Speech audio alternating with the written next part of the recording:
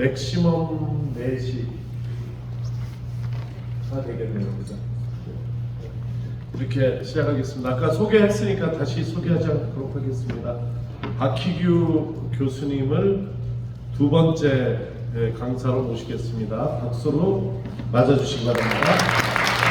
정말 반갑습니다.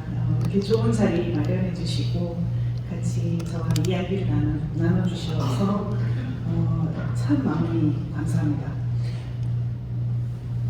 점심을 너무 맛있게 먹는 거예요. 그래가지고 지금 배도 단단하고 여러분하고 같이 있는 시간이 참 귀하고 저한테는 참 풍성한 축복처럼 느껴집니다.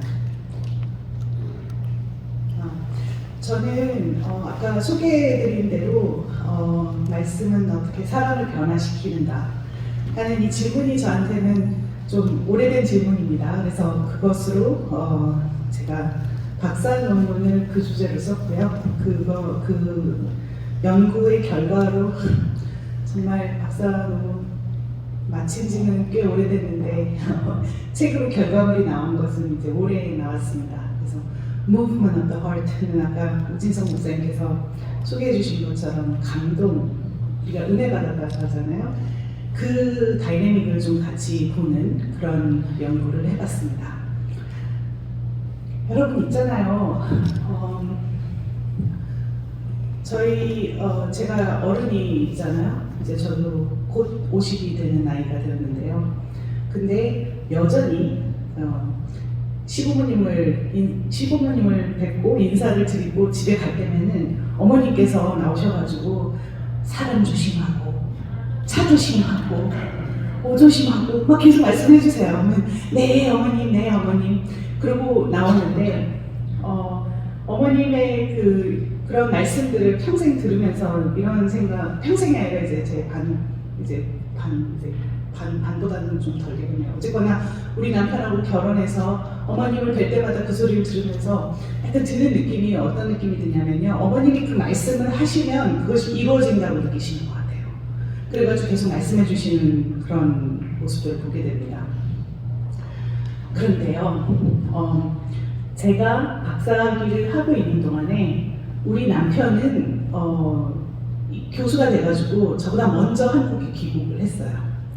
그래서 이제 귀국을 해서 시댁에 들어가서 살고, 저는 이제 미국에서 살고 있으니까 우리 남편은 시댁에 들어가 있고, 시댁에 들어가 있으면서 어머님이 해주시는 밥을 먹으면서 옛날에 고등학교 때 지냈던 그 방에서 지내기 시작하는 거죠. 근데 어느 날 우리 남편이 저한테 전화를 해가지고 도저히 못 살겠어 막 그러는 거예요. 그래서 왜 그러시냐고 그랬더니 어머님이 너무너무 잔소리를 많이 하신다는 거예요. 그래가지고 식사할 때마다 이거 먹어 하면서 계속 갖다 주시고, 그리고 뭐 잘 거냐, 뭐 할 거냐, 뭐 내지는 뭐 옷을 뭐 따뜻하게 입었냐, 너무 덥게 입지 않았냐 해서 수많은 것들이 다 이제 남편은 다 어른이 돼가지고 장성에서 돌아갔는데 너무 많은 말씀들을 해주시는 거예요. 그래가지고 나 가출할 거야 거의 이런 분위기로 되게 힘들어했던 순간들이 있었어요. 그러면서 어머님이 이게 우리 남편이 이제 잔소리가 많으시다, 이제 이게 불만 사항이었거든요. 그런데 그러다가 제가 한국에 와가지고 이제 병원을 좀 다니기 위해서 건강보험이 약간 살짝 죽어있던 걸 갖다 다시 살려낼 일이 있었어요. 그래서 건강보험공단에 같이 우리 남편이랑 갔는데, 이제 우리 남편은 서울 사람이거든요. 저는 대전 사람이에요. 근데 남편이 이제 우리 집에서 시댁에서 출발해가지고 건강공단까지 걸어갈 수 있다는 거예요. 그래서 쫓아가는 거죠. 쫓아가는데 가면서 막 그 골목길로 막 이렇게 가요. 도저히 건강보험공단이 나올 것 같지 않은 길로 가는 거예요. 그래서 그걸 계속 쫓아가는데 가도 안 보여요. 계속 골목길이에요. 그래서 계속 쫓아가면서 여보 이 길이 맞아? 여보 이 길이 맞아? 계속 가면서 지금 제대로 가는 거 맞아요? 계속 물어보면서 쫓아가는 거예요. 그랬더니 우리 남편이 갑자기 제가 이제 쫓아가고 있어요. 뒤를 딱 보면서 아니 평생 잔소리 안 하던 사람이 왜 이렇게 말이 많냐는 거예요. 그때 제가 깨달은 게 뭐냐면 이 잔소리라는 것 안엔 힘의 역동이 도는구나. 근데 현재의 상태, 나의 힘의 역동은 제로.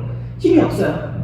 아무것도 모르는 거예요. 서울도 모르고 나는 뭐 어디로 가야 될지도 모르고 내가 어디 있는지도 모르고 아무것도 모르니까는 저는 보통 때는 잔소리를 별로 안 하던 착한 아내였는데 갑자기 잔소리만 하는 여자가 돼버리는 거예요. 그래가지고 그때 같이 쫓아가면서 했던 생각이, 그러면서 우리 남편하고 같이 했던 얘기가, 어머님이 그렇게 잔소리를 하셨던 거는 어쩌면 어머님이 장성한 아들이 돌아와서 같이 사는데 뭘 어떻게 해야 될지 모르니까 그래가지고 할 수 있는 거가 잔소리밖에 없어가지고 하신 게 아니겠냐, 이런 생각이 들더라고요. 네, 어쨌거나 그 말씀이라는 것이 우리가 말을 한다는 거, 언어라는 것들이 어떤 종류의 힘이 이 안에 작동을 하고 있습니다. 그래서 저는 이제 그 하나님의 말씀도 말씀이잖아요. 그러면 그 안에도 어떤 힘이 작동할 것인데 그 힘이 어떤 식으로 작동할 건가, 이런 것들을 고민하는 연구를 하게 되었습니다. 여러분 지금 제 목소리가 잘 들리시나요? 네, 그렇군요. 성경이라는 책은 우리가 너무 가깝게 가지고 있는 책이지만 목회적 돌봄의 관점에서 바라보면은 이 성경이라는 책이 좀 재밌어집니다. 저는 사실 그 성경의 단맛 이런 것들은 고등학교 때 느끼기 시작했던 것 같아요. 말씀이 달다, 너무 좋다, 너무 감사하다, 너무 은혜가 된다. 고3 때 제가 키가 작아요. 그래서 제가 중학교 1학년 때는 그래도 28번 키 순서로 했을 때 그 정도 했었는데, 고등학교 됐을 때는 3번, 7번, 11번 이 정도. 그래서 맨 앞자리에 앉는 애들 중에 하나였어요. 그런데 우리 1번하고 내가 7번이었는데 1번하고 3번하고 또 다른 애들 뭐 10번인가, 걔네가 다 신앙이 좋은 애들이었어요. 그래서 우리가 같이 앉아있으면서 이렇게 쪽지를 서로 돌리거든요. 그런 거 그냥 생각해. 쪽지 돌려가지고 이거 누구 신영, 이 의연이한테 보내줘 하면 이제 의연이한테 가고 뭐 이런 거였는데, 그 쪽지에다가 우리가 서로 성경 말씀들을 적어가지고 보내주고 그랬었어요. 네, 그렇게 해서 은혜 받았던 말씀이 이런 말씀. 로마서 8장 28장. 도대체 고등학교 열심히 공부해가지고 시험 성적이 어떻게 될지 모르겠는데 부르심을 입은 자들에게 모든 것들이 협력해서 선을 이룬다. 뭐 고린도전서 10장 13절. 감당할 시험밖에는 우리가 감당하지 않을 거라는 것도 은혜로 왔었고요. 그래서 뭔가 이렇게 그 상황에서 꽉 이렇게 꽂히는 말씀들이 있었던 것 같습니다. 그래서 이 돌봄 안에서 생기는 어떤 권위들이 생기는데요. 저는 제가 교회를 어렸을 때 다니기 시작한 거가, 저희 아버지는 유교 집안에서 이렇게 할아버지가 시제 지내시고 이러는 종갓집이셨고, 우리 아버지는 둘째 아들이었는데, 그래서 이제 쫓아가서 같이 제사 지내고 이런 유교 집안이었고요. 저희 어머니 댁은, 어머니는 끝까지 무신론자라고 주장하시면서 기독교 미션 스쿨을 나오셨던 분이었고요. 그리고 외할머니는 가끔 절에도 가시고, 어떤 때는 화투장 쫙 펴놓으시고서 뭔가 점을 치고 계시는, 굉장히 그 종교가 다양한 집안에서 우리 어머니는 우리 동네 애들이 교회를 많이 다니는 거예요. 그러니까 엄마가 1학년 때, 국민학교 1학년 때, 야 너도 교회 안 나가면 친구 못 사귀겠다. 그래가지고 교회를 나가기 시작했었어요. 그래서 저는 교회를 다니면서 부모님이 교회를 다니셨으면 좋겠다 이런 소망들을 갖고 있었는데 끝까지 아무리 설득해도 안 되시는 거예요. 그러다가 고3이 됐는데 우리 교회 부목사님이 처음으로 저희 집에 신방을 오셨어요. 목회적 돌봄을 제공하러 오셨어요. 근데 우리 그 목사님께서 제가 없을 때 우리 엄마만 계시는데 오신 거예요. 근데 오셔가지고 우리 엄마 보고 혹시 희규가 요즘에 힘들어하는 점이 없냐 그랬더니 엄마가 우리 어머니께서 목사님께 요즘에 잠 자는 게 어렵다 그러더라, 그런 얘기를 해준 거예요. 그러니까 목사님이 이 말씀을 적어주신 거예요. 그래서 시편 127장 2절에 여호와께서는 사랑하시는 자에게 잠을 주시는도다 이런 말씀을 주시니까 우리 어머님이 그걸 적어 놓으시고 그리고 저한테 이걸 건네주시는 거예요. 근데 그 순간에 그 기쁨은 말할 수 없었어요. 그러니까 뭐지? 그냥 그 교회를 평생 안 가겠다고 그냥 버티시던 분이 목사님이 왔다고 문을 열어주신 것도 저는 되게 감사했고요. 그리고 들어오셔가지고 말씀을 적어줬는데 그걸 갖다 소중하게 적어놓으시고 희규야 이걸 주시더라 하면서 주셨던 그거가 너무 감사하고 되게 감격스러운 순간이었습니다. 그런데요, 이 말씀이 그랬음에도 불구하고 나중에 가다 보니까 이 말씀이 굉장히 문제가 되더라고요. 잠이 안 오네? 여호와께서 나를 사랑 안 하시나? 제가 잠을 못 자는데 쟤는 여호와가 사랑하지 않으시는 자인가? 뭐 이런 굉장히 많은 질문들이 솟아나오는, 그래서 딱히 말씀이라는 거가 그냥 그거를 갖다 그 말씀이 가지고 있는 역동들이 달라지는 거예요. 어느 장소에 어디에 갔느냐에 따라 달라지는 어떤 이런 현상들을 발견하게 됐습니다. 저는 근데 말씀이, 우리 성경 말씀이 우리 유교문화랑도 한번 겹쳐가지고 보기 시작하면은 또 하나의 겹이 생기는 것 같아요.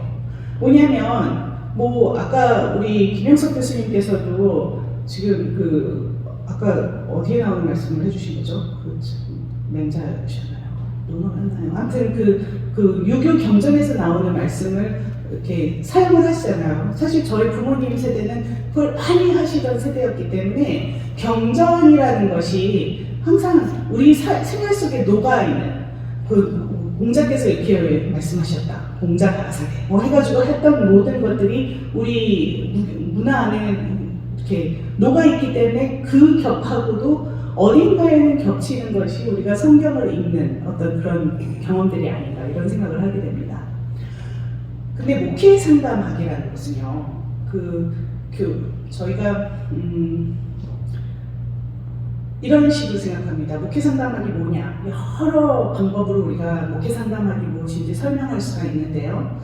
교회에서 우리가 돌봄이라는 패러다임을 놓고 생각을 할 때 목회 상담을 받으러 오시는 분들은 매우 자주 교회 안에서 일어나는 모든 교리와 가르침과 이런 것들 안에서 살짝 떨거워진 사람들, 그러니까 어딘가 상처를 받는 거예요. 말씀에서 상처를 받고 어떤 교회 안에 있는 활동에서 상처를 받고 이런 분들이 우리한테 올 때가 자주 생기는 거예요. 그러다 보니까 목회 상담학에서는 이 성경이라는 책이 굉장히 우리가 애매모호한 관계를 갖게 됩니다. 처음에는 사실 목회 상담학이라는 것이 생겨났을 때 너무 많은 분들이 성서에 상처를 받고 우리한테 오는 거예요.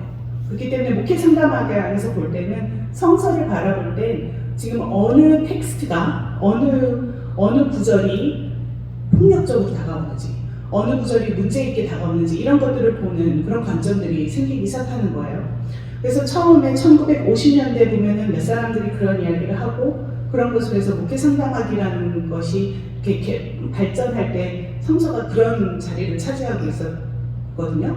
그러다가 60년대, 70년대에는 거의 사람들이 그 성서라는 것을 잊어버리고 사이코로지 쪽으로, 심리학 쪽으로 많이 기울어서 목회 상담학에 여러 공부를 하기 시작했습니다. 그랬다가 나중에 이제 80년대에 몇 사람이 이야기를 했다가 또 조금 조용해졌다가 나중에 이제 2000년대부터 이야기를 하기 시작하는데 제가 이제 처음에 이 글을 썼던 거가 바로 저 2000년대 초기에 이제 제가 글을 썼던 겁니다. 그래서 그 당시에 우리가 딱히 목회 상담학 안에서의 성서학에 대한 이야기가 거의 없다. 그래가지고 이게 큰 구멍이 있다. 그래가지고 거기를 연구해야겠다 하고 들어갔는데 나중에 하다 보니까는 그 구멍을 보고서는 여러 사람이 한꺼번에 달려들어가지고 연구를 했었습니다. 그래서 저는 이제 이 기둥에 들어있는 사람입니다. 근데 이 수많은 목회 상담학자들이 성서를 바라볼 때 어떻게 생각하냐면 성서를 도구로 봐요. 목회 상담의 도구, 목회적 돌봄의 도구, 이거를 어떻게 사용할 것인가, 어떻게 이용할 것인가 이렇게 생각을 하는 거예요. 근데 저는 생각하기에 우리가 성경 말씀을 우리가 늘 도구로 사용하나 이거는 내가 보고서 나는 이 말씀을 어떻게 사용할 거야 이렇게 생각하는 것보다도 저는 많은 교인들이, 많은 성도님들이 성경하고 대화를 하신 것 같았고 성경과 관계를 맺는 것 같았어요. 왜냐하면 성경을 하나님 말씀이라고 보니까. 그럼 말씀이라고 보면은요, 말씀을 하는 존재는 주관성을 갖게 되고 나도 주관성이 있기 때문에 주관성과 주관성이 만나서 생기는 관계가 있을 거라고 생각을 했습니다. 그래서 이게 제 연구의 아주 기본적인 전제인데 성경과 관계를 맺었을 때 그 관계의 다이내믹을 보자 이런 생각을 해봤습니다. 이런 그 프린서플을, 이런 원칙을 갖다가 경전 프린서플이라고 해요. 그래서 경전 원리, scripture principle. 그래서 말씀으로 보자 하는 것들이 사실 성서학이 역사 비평 뭐 이런 것으로 가면서 거기 안에서 일어난 수많은 좋은 변화들이 있었지만 어떻게 보면은 그 비평을 하기 위한 텍스트로 계속 볼 때 살짝 이 부분이 이 부분에 대한 관계들이 애매모호해졌던 부분들이 있었던 거예요. 그래서 저는 그들을 한번 다시 갖다 보자. 그러면 어떻게 보일 것인가 이런 생각을 해보게 되었습니다. 그렇게 하기 위해서 저는 그 성경을 갖다가 진짜 열심히 읽으시는 분들을 갖다 인터뷰를 했어요. 그래서 지금 저랑 여러분을 인터뷰한 것보다도 이 분들을 갖다 2번씩 인터뷰해가지고 굉장히 깊이 있는 인터뷰를 해봤습니다. 그래서 제 인터뷰인들을 한번 소개해드리겠습니다. 미나 집사님은 40대 여성분이셨어요. 근데 미나 집사님 아들이 둘이셨는데요. 첫째 아들은 똑똑하고 잘 크고 있었어요. 그런데 둘째 아들이 태어났을 때 이 아들이 귀가 안 들리는 상태로 태어났어요. 그래서 그 아기가 이제 태어났는데 뭔가 리스판스가 다른 거죠. 같이 반응하는 게 다르니까는 이제 병원에 가보니까 얘가 귀가 안 들린다. 그런데 조사를 해보니까 우리나라 그 당시에 의술로 불가능하다. 치료가 불가능하다. 그래서 이 엄마가 미나 집사님이 굉장히 사방으로 다 알아봤어요. 알아보니까는 미국의 캘리포니아에 누구누구 무슨 대학 교수가 할 수 있다. 그래가지고 캘리포니아로 이사를 옵니다. 그래서 이사가 아니라 사실은 그냥 병원을 가기 위해서 그 방문을 하러 가요. 그런데 방문하러 가가지고 그 말도 안 통하고 하는 병원에 가가지고 검사를 받고 나니까는 검사 결과상 이 아기가 귀만 안 들리는 거가 아니라 눈도 안 보인다. 그리고 어티즘이 있다까지 나온 거예요. 그 어티즘은 이제 나중에 받은 어떤 진단 결과긴 한데 얘가 약간 그 뭐랄까 성격 안에서도 뭔가 이슈가 있었던 거죠. 그래가지고 결국 이 치료 과정들이 뭐 수술을 하고 뭐 이런 모든 것들이 너무 그 많은 것들을 요구했기 때문에 아예 이사를 가셨어요. 그래서 이민은 가시고 남편분은 한국에서 일을 하시면서 돈을 붙여주시고 그러면서 아이를 갖다 미국에서 키우기 시작을 합니다. 근데 이분은 고시인 쪽이세요. 그래가지고 어렸을 때부터 성서 안에서 커왔던 분이었고 굉장히 성경 이렇게 아이를 키우고 힘들어하시면서도 내내 성경 공부 리더를 하셨고요. 그리고 사실 할머님이 전도 부인이셨어요. 그래가지고 철원 뭐 이런 지역을 돌아다니시면서 군부대에 가가지고 부흥사 역할을 하셨던 그런 분이었기 때문에 그분도 그냥 말씀에 막 절어서 사시던 분이셨어요. 그래서 이제 그런 집사님 한 분이 계셨고요. 그리고 헨리 집사님은 서울에서 영어 고등학교 교사를 하시던 분이었고요. 이분은 한국에서 교사를 하실 때는 노트의 왕이셨어요. 그래서 뭐 회의를 하던 아이들 가르치던 뭐든지 자료 정리의 왕 이런 분이었는데 이분이 아이들을 갖다 교육을 시키기 위해서 캘리포니아로 이사를 합니다. 그 당시에는 이분이 전혀 기독교인이 아니셨고요. 그리고 사모님도 굉장히 뭐 부적 이런 거 되게 좋아하셔가지고 자동차 안에도 부적, 집에도 부적, 여기도 부적, 저기도 부적, 뭐 모든 데가 다 부적으로 다 이렇게 막 도배가 되어 있는 그런 삶을 사셨어요.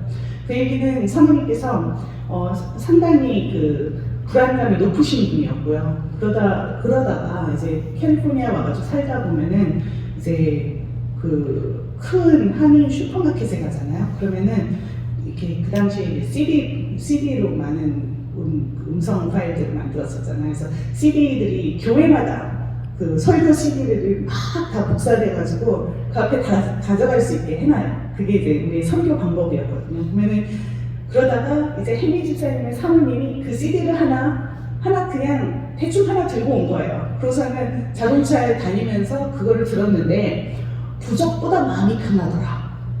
그래가지고 이분이 교회를 나가기 시작합니다.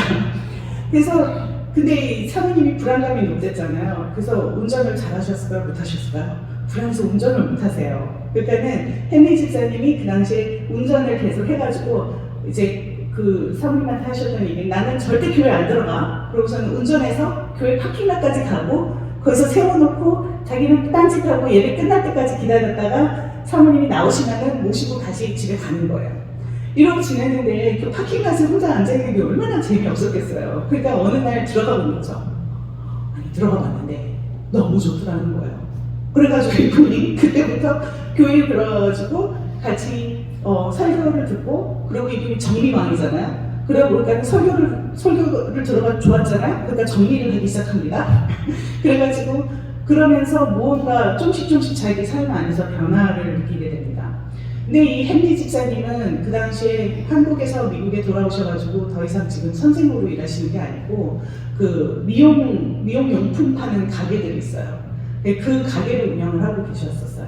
그래서 이제 뭔가 가르치는 장소가 없다가 교회 안에서 성경 공부를 진짜 열심히 하면서 가르칠 수 있는 장소들, 그러니까 성경 공부 리더의 자리로 올라가고 통독 몇 번 하시고 이러면서 한 믿으신 지 5년 됐는데 통독을 몇 번 하셨더라고요. 여러 번 하시고 무언가 굉장히 거기서 찐 인싸가 되어 있으신 분이셨습니다.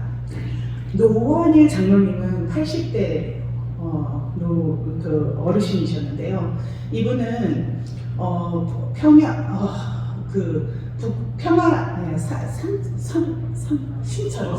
선천 그 황해도인가요? 평안남도인가요?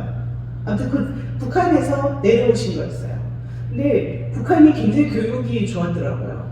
그 밴드도 있고요. 굉장히 뭔가 되게 음악 교육을 많이 했던 곳이더라고요. 그래서 이분은 색스폰을 이미 하실 수 있는 분이셨어요.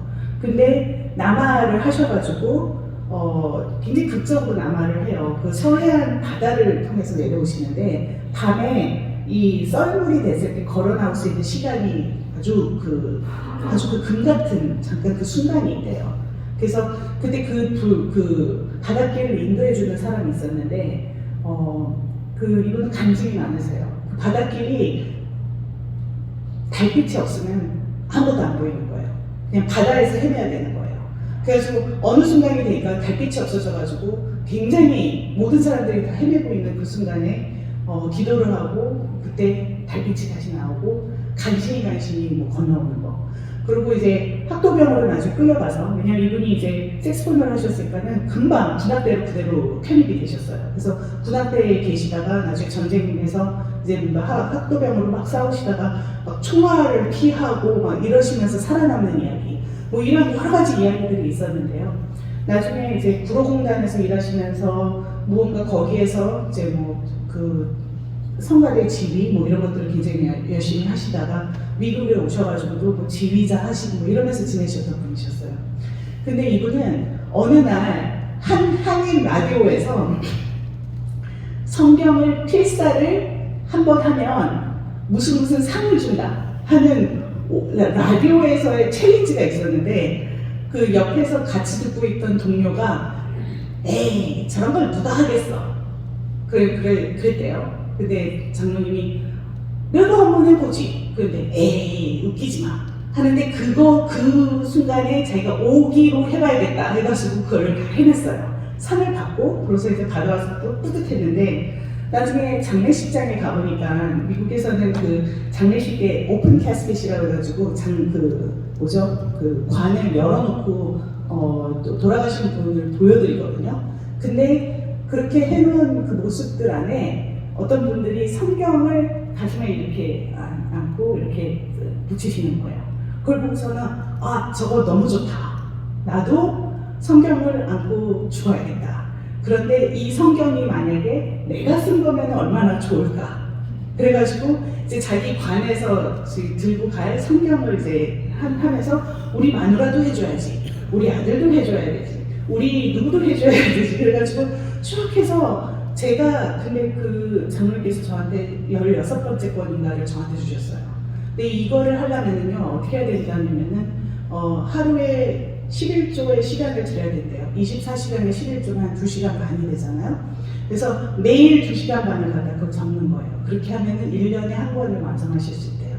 그러니까 이분은 성경을 갖다 계속 몸으로 계속 적어오셨던 분이기 때문에 그거에 대한 체험이 많으셨던 분입니다.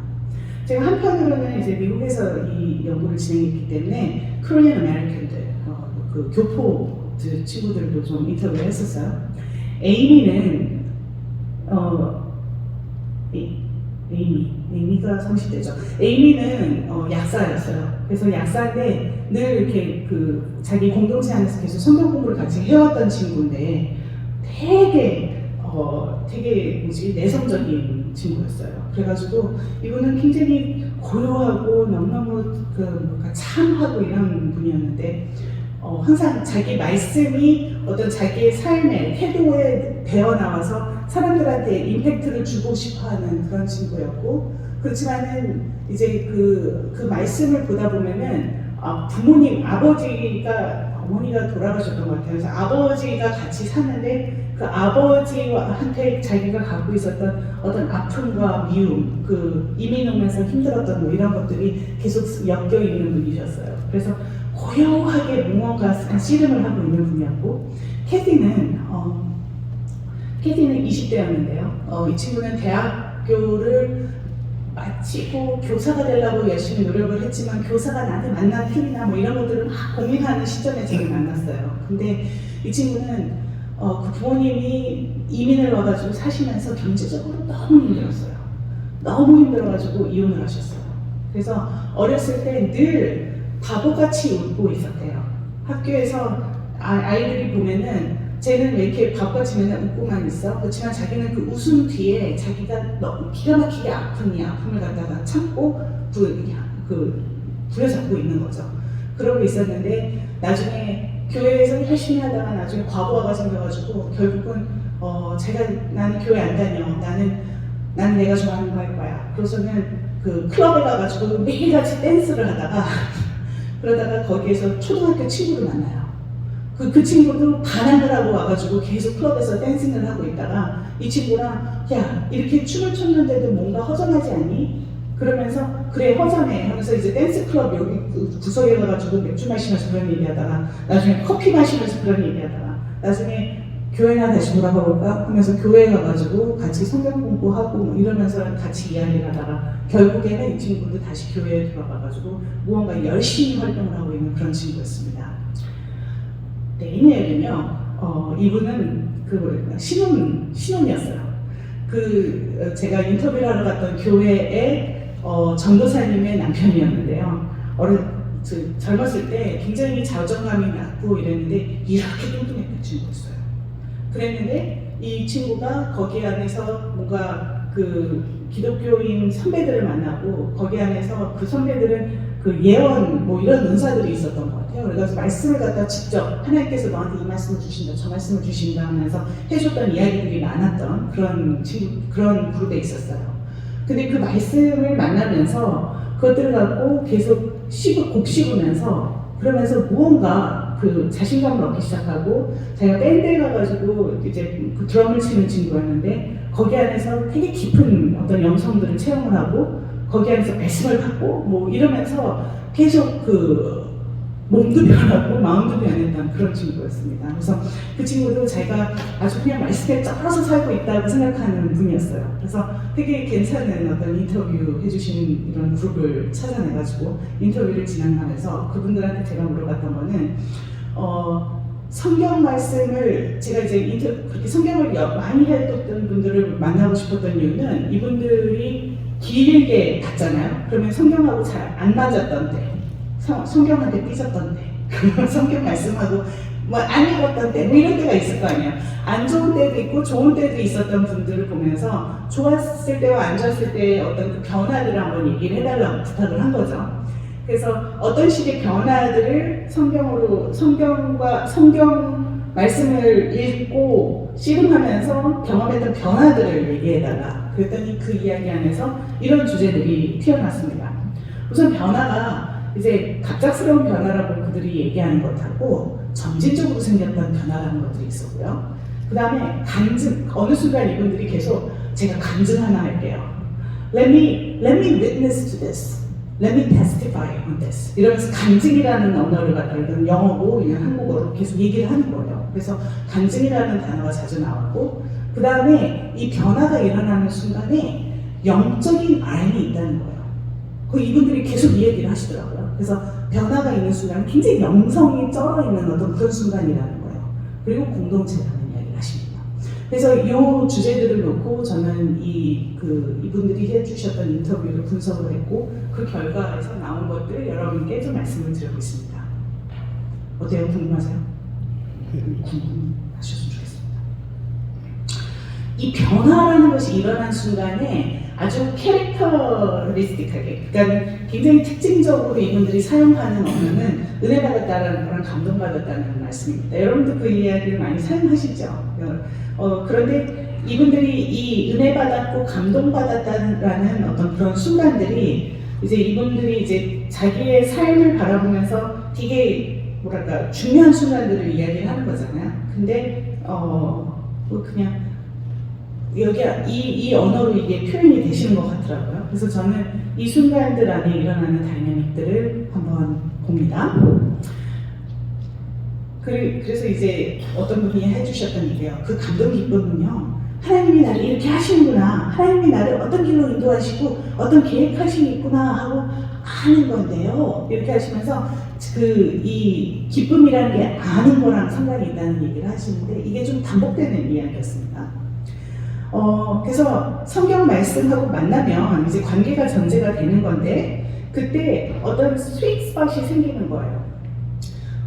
저기 소리가 안 나올지도 모르겠습니다. 근데 다시 한번 보여드릴게요. 이게 바이올린을 할 때요. 지금 저 친구가 잡고 있는 선에 이게 줄이 4개인데 맨 끝에 제일 굵은 줄이 G선이에요. 솔의 낮은 솔 소리가 나는 거고요. 그 두 번째가 D선이거든요. 그래서 레 소리가 나는 건데 레, 미, 파, 솔 해가지고 세 번째 손가락을 잡으면은 거기서는 G 소리가 나요. 그러니까는 아래에 있는 이 굵은 선하고 잘 안 보이네요. 굵은 선보다 굵은 선이 한 옥타브 낮은 거죠. 근데 옥타브가 정확하게 음정이 맞잖아요. 그러면은 저 G선이 건들지 않았는데 막 떨립니다. 지금 안 잡혔는데 떨리는 거 보이세요? 이렇게 해가지고 정확하게 음정이 맞으면 떨려요. 그래서 이런 스윗 스팟, 뭔가 변화가 일어나는 그런 딱 그 진동하는 점이 있는 것 같아요. 마음속에 있는 진동하는 점. 저는 그 점들을 찾아내는 작업을 해봤습니다. 그래서 이 두 점, 제가 찾은 점이 두 점이 있는데요. 하나는 결정적인 변화가 있는 점이고요. 그다음 하나는 점차적인 변화가 일어나는 점들이 있더라고요. 그래서 그 부분들을 좀 설명해드릴게요.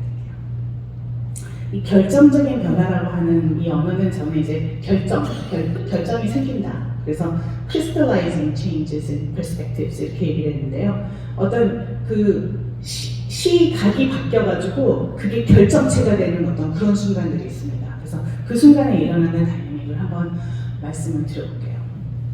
아까 처음 소개해드렸던 미나 집사님, 이 집사님은요 정말로 힘들게 자기가 씨름하고 있던 질문이 하나 있었습니다.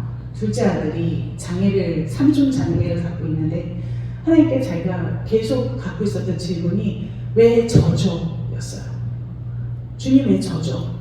근데 이 질문이 저는 이런 질문이 아니었어요. 주님 왜 저한테 이런 저주를 주십니까? 이런 질문이 아니었어요. 이분이 갖고 있었던 질문은 주님 저보다 훨씬 더 능력이 있고 저보다 이런 아이를 갖다가 훨씬 더 잘 키워줄 수 있는 훨씬 능력이 있는 부모들이 많을 텐데 왜 저죠? 그치만 저는 솔직히 목회 상담을 하는 사람 입장에서 이분이 고생한 거 얘기를 너무 많이 들었기 때문에 어떤 고생에 대한 어떤 이런 것도 그 뒤에서 살짝 느껴집니다. 근데 이분이 그 질문을 늘 하시면서 그 새벽 기도를 되게 열심히 하시던 분인데 새벽 기도 안에서도 계속 울부짖으면서 주님 왜 저죠? 라는 질문을 주님께 드렸던 걸로 알고 있어요. 근데 어느 날 새벽 기도하면서 새벽 기도 말씀 안에서 이 말이 꽂혔는데 그게 그렇게 은혜였다고 합니다. 야곱아 너를 창조하신 여호와께서 지금 말씀하시느니라 이스라엘아 너를 지으시니까 말씀하시느니라 너는 두려워하지 말라 내가 너를 구속하였고 내가 너를 지명하여 불렀나니 너는 내 것이다. 이것을 어떻게 읽으셨냐면요 이 아이도 하나님께서 내 것이라고 얘기하십니다. 이 아이가 내 것이다. 그 말씀에 깊은 은혜를 받고 계셨었는데 사실 그걸로 모든 질문들이 다 끝났던 건 아니고요. 이분이 어느 날 이분이 근데 여러분 생각하셔야 되는 게 뭐냐면 이분은 정말 성경을 갖다가 탁탁탁탁 너무너무 잘 알고 계시는 분이셨어요. 근데 이 말씀이 거기 항상 존재를 하고 있었던 건데 이 질문을 드리고 있는 순간에 이 말씀이 다시 왔을 때 확 꽂히는 거죠. 근데 뭐가 꽂혔냐면 어느 날 요한복음 9장에서 제자들이 이렇게 가다가 눈먼 사람을 보는 거예요. 근데 주님, 이 사람이 눈먼 사람으로 태어난 것이 누구의 죄 때문입니까? 이 사람의 죄입니까? 부모의 죄입니까? 하고 물었다. 너무 닮았죠? 이분이 갖고 있던 질문하고 닮았는데 예수께서 대답하셨다. 이 사람이나 그의 부모가 죄를 지은 것이 아니라 하나님께서 하시는 일을 그에 대해서 드러나게 하시라는 것이다. 이때 이 말씀을 들은 순간에 이거구나. 그게 우리 둘째 아들이 나한테 왔던 이유였구나 하는 거가 굉장히 분명해지셨던 거예요. 완전히 모든 문제들이 해결이 되고 굉장히 클리어하게 그래서 이 아들이 나한테 왔구나. 이것이 오고 나니까는 이분이 갑자기 삶의 모든 그 퀄리티가 이렇게 확 변하는 그런 변화를 겪게 되십니다. 이런 변화를 이제 캐시도 이런 얘기를 해요. 근데 캐시가 아까 말씀드렸지만은 그 부모님이 너무 경제적인 문제가 있고 굉장히 싸움을 많이 하셨다고 그랬잖아요. 그러니까는 부모님이 싸우고 이럴 때마다 자기는 모든 거를 닫고 이렇게 숨어서 걱정을 하는데 이 경제적인 어려움은요 이 친구한테는 자기 자신의 가장 자기를 사랑하던 사람들이 찢어지게 만들었던 이슈였기 때문에 늘 경제적인 문제는 불안했어요. 이 친구는 그래서 이번 달 렌트를 내고 이번 달 무슨 공과비를 내고 이러면서 다음 달을 걱정하고 있어요. 그 순간에 내면서 다음 달은 내가 이걸 낼 수 있을까 걱정을 하는 거예요.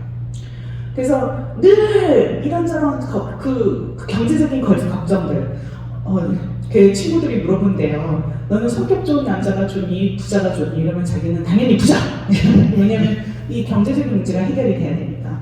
이런 친구였는데 이 친구가 어느 날 그 젊은 애들은 앱으로 봐요. 성경을 앱으로 보다가 이 말씀을 만납니다. 마태복음 6장 말씀인데요. 아시는 말씀이에요. 목숨을 구제하려고 무엇을 먹을까 무엇을 마시고 걱정하지 말고 몸을 보호하려 걱정하지 말아라 이런 말씀이 나오잖아요. 근데 이 친구가 드레핀 데카 이런 거 다 이거는 그냥 넘어가는 말씀이었어요. 이 친구가 어디서 꽂혔게요? 너희는 먼저 하나님의 나라와 그의 의를 구하라. 그리하면 모든 것을 너희에게 더하실 것이다. 여기서도 꽂히지 않았어요. 근데 이 친구가 꽂힌 거는 그러므로 내일 일을 걱정하지 말아라. 내일 걱정은 내일이 맡아서 할 것이다. 한날의 괴로움은 그날로 족하느니라. 여기에 꽂혔어요. 그러면서 이 친구가 룩 이러면서 여기 좀 봐요. 여기 요 말씀 요거는 완전히 자기를 위한 말씀이라는 거예요. 그래서 나는 오늘 걸 돈 내면서 내일 걸 걱정하는데 여기에서 성경 말씀이 해주시는 얘기는 내일 거는 내일 걱정하라는 거예요. 오늘 것만 걱정하라는 거예요. 근데 오늘 것만 걱정하라는 거가 자기를 너무너무 제대로 이해하고 계신 걱정하지 말아라는 자기한테 다가와 주지 않는 얘기인데 오늘 것만 걱정하고 내일 거는 내일 해도 된다는 어떤 그런 허락은 자기를 너무너무 깊이 이해해주는 하나님의 말씀이라는 거예요. 그래서 이 친구는 거기에서 갑자기 하나님이 나를 너무너무 이해해주시는 하나님이다. 하나님이 나를 속속들이 아신다. 어떻게 이렇게까지 정확하게 알 수 있냐 이러면서 여기에서 은혜를 받습니다. 이러고서 이 친구는 거의 막 펑펑 뛰어요. 워낙에 댄스를 잘하는 친구이기 때문에 있잖아요. 뭐 이러면서 이런 거 하니까는 저는 교회에 가가지고 이제 아이들이 하나님이 나를 걱정해 주기 때문에 내가 이제 하나님의 마음을 자기가 뭔가 해줘야 된다는 거예요. 너무너무 신이 나고 좀 교회 가가지고 이제 이 친구는 뭘 하냐면은 이 자기가 워낙에 어려운 시절을 보냈기 때문에 어려운 시절을 보내고 있는 애들이 눈에 보여요. 아, 제가 왜 제 눈빛에서 뭐가 있어? 제 눈빛에 뭐가 있어? 이러고 보고서는 걔네들을 데려다가 각자 데려와서 걔네들하고 같이 대화해주고 밥 먹여주고 같이 성경 공부하고 뭐 이러면서 얘네들을 건드려주는 그런 친구가 되는 거예요. 그래서 이런 변화들이 일어납니다. 헨리 집사님 진짜 재밌어요. 헨리 집사님은 고등학교 선생님으로 되게 사실 선생님이라는 게 굉장히 그 보람이 많은 일이었잖아요. 근데 그 가게를 하는 거는 그만큼의 보람이 없던 일이었던 것 같아요. 그러면서 와가지고 살면서 자기는 열심히 억척같이 돈을 벌어가지고 애들을 대학을 보내려고 이러고 지냈는데 무언가가 자기 삶은 다 없어지고 나는 왜 살지? 이런 질문들이 계속 이분 안에 돌고 있었던 거예요. 그런데 이분이 은혜 받은 말씀이 어디게요? 전도자가 말한다. 헛되고 헛되다. 헛되고 헛되다. 모든 것이 헛되다. 이게 전도자 2장 말씀인데요. 이분은 이 말을 듣고서는 하나님이 자기를 이해해줬다고 생각했어요. 모든 것이 헛되다. 그리고 이 모든 것이 헛되다고 생각하니까는 갑자기 그냥 이게 그냥 자기한테 꽂히는 그런 말씀. 여러분 이 말씀에 막 은혜 받으시나요? 약간 묘하죠? 헛되다의 그 묘하게 있는 이런 지점이 있는데 이분은 그게 자기를 이해해 주신 하나님의 주관성이 자기한테 꽂아서 얘기를 해주시는 부분이었기 때문에 거기에서 은혜를 받는 거예요. 그래서 이 결정적인 변화의 심리학은요, 심리학을 생각해보면은 이게 그 관계문화 이론이라는 이론이 있거든요. 근데 거기에서 보면 이게 굉장히 잘 설명이 돼요. 성경이 갖고 있는 하나님의 말씀의 주관성이 뭔가 진정성이 있는 그런 공감을 해주는 거예요. 진정성 있게. 이거는 정말 내 거거든요. 남한테는 안 꽂히는 나의 질문에 대한 나를 향한 대답을 하나님이 진정성 있게 얘기를 해줬다고 생각하기 때문에 그러면은 그때는 이분은 뭘 하게 되냐면 읽는이가 그 성경의 주관성에 또 거기에 걸맞는 진정성 있는 공감을 돌려주고 싶어 합니다. 누군가 나를 이해해주면 나도 그 사람을 이해해주고 싶은 거예요. 그것처럼 하나님의 주관성이 나를 이해해주면 나도 이해해드리고 싶어요. 그래서 이분들이 이 다음에는 막 앞으로 나아갑니다. 그래서 여기 안에서 이제 상호 공감이 형성이 되는 거야. 하나님이 나를 공감해주고 나도 하나님을 공감해줄 거야. 이렇게 되고 나면은 그 다음에 이 이론에서는 5 good things, 5가지 좋은 일이 일어난다고 합니다. 이 5가지 좋은 일은요, 이런 겁니다. 우선 신이 나요. 기가 막히게 생기가 돌고 무언가 이렇게 신이 나요. 에너지가 생겨요. 신이 나면은요 동기부여가 됩니다. 그래서 무언가를 하겠다라는 어떤 이런 게 생겨요. 그러고 나서 자기가 이해를 받았기 때문에 굉장히 명료해져요. 내 저죠? 이제 클리어. 나는 확실하게 알았어. 내가 왜 이런지 알겠어. 굉장히 명료해집니다. 이 명료한 이해가 생기면은 사실 많은 것들이 해결돼요. 그리고 자기의 자기의 가치가 향상이 돼요. 난 할 수 있어. 그러고 나서는요, 이제 재밌는 거가 더 많은 관계를 형성하고 싶은 욕망이 생겨요. 그래가지고 캐티가 나와가지고 지금 눈에 불쌍해 보이는 애들 찾아가가지고 걔네들을 도와주려고 나아가기 시작하는 거예요. 근데 점차적인 변화는 굉장히 다른 다이내믹을 갖고 있습니다. 이 점차적인 변화는 이건 미나 집사님이 해주신 얘기인데 이게 뭔가 공동체 안에서 계속 끓듯이 이렇게 뭔가 우러나오듯이 생기는 변화예요. 그래서 그 자매님들하고 같이 성경 공부를 하시는데 자매님들의 삶에서 나오는 그 말씀들이 읽는 말씀들이 삶에서 묻어나오는 말씀들이 그게 진액이에요. 곰국 같은 말씀이 있고 설렁탕 같은 말씀이 있어요. 그래서 그냥 끓여서 나온 이 말씀 읽고 이 말씀 너무 좋아하고 또 깊이 샘솟는 말씀이 있는데 어려움 속에서 힘든 과정 통과할 때 주시는 말씀이 너무 깊은 거예요. 이렇게 표현해 주시는 뭔가 이게 끓는 것 같은 어떤 그런 과정을 설명을 해주더라고요. 그래서 이게 뭔가. 근데 이게 사실 변화가 안 일어날 때도 있거든요. 그래서 갑자기 막 뭐 내 고집센 자아를 만났을 때 변화하지 않는다든지 아니면 내가 나를 연민하면서 뭐 그 이제 이분이 얘기하시는 거 봐요. 목사님 있잖아요. 기도할 때요 맨날 우는 사람 있어요. 때로는요. 저도 그래 본 적이 있지만 근데 하나님 앞에서 정말 자기 기쁨과 감격과 은혜 때문에 우는 부분이 있을 수도 있겠지만은 어떤 사람들은 자기 연민 때문에 그렇게 운다는 거예요. 내 연민, 나에 대한 연민. 하나님 어떻게 내 인생이 어떻게 이렇게 됐습니까? 하면서 연민을 우는 사람들이 꽤 많아요. 이런 얘기를 해주세요. 그래서 어떤 그 자아라고 지는 어떤 그런 장면들이 나오는데요. 이 자아가 어떤 식으로 형성되는가를 보면은 이제 이 뭔가 자기 연민 아니면은 그 자기가 어떻다 하는 거랑 이 점차적인 변화가 굉장히 관계가 많습니다. 이 헨리 집사님은 그 이제 교회 나오신 지 한 5년밖에 안 돼가지고 그 언어들이 되게 재밌으셨어요. 약간 교회 오래 다니시는 분들이 쓰지 않았을 만한 그런 언어도 많이 사용하고 그러셨었는데 이분이 이제 뭐 군대 가면은요 군대 가가지고 1등도 하면 안 되고 꼴찌도 하면 안 된대요. 저는 몰라요. 근데 그분이 그러시더라고요. 그래서 중간이어야 돼. 이게 안전하대요. 아니 왜냐면 첫째로 오면은 조교가 나와가지고 너 이거 다 뭐 해봐 하면서 계속 뭐 시키고 꼴찌면은 얻어맞는데요. 뭐 요즘엔 안 그랬으면 좋겠는데 아무튼 그랬기 때문에 항상 가운데 해야 된다. 그래서 겸손하게 가운데로 가야 된다. 이런 얘기를 저한테 설명을 해주시더라고요. 그런데 이분이 이제 뭘 만나냐면 달란트 비율을 만나세요.